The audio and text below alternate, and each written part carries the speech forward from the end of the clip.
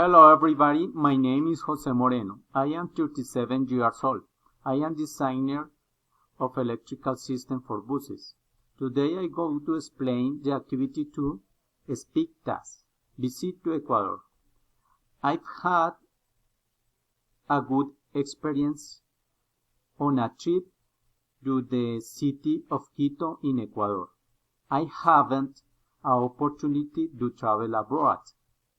In Quito, I've enjoyed seafood. This is the city of Quito. This is the Cotopaxi volcano. I was in the center of the earth. This is a mountainous place. It's very high and cold.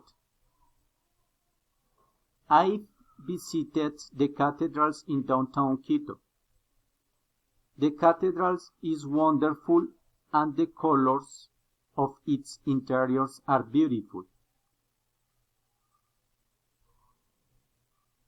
My family have happy for my experience. Thank you very much.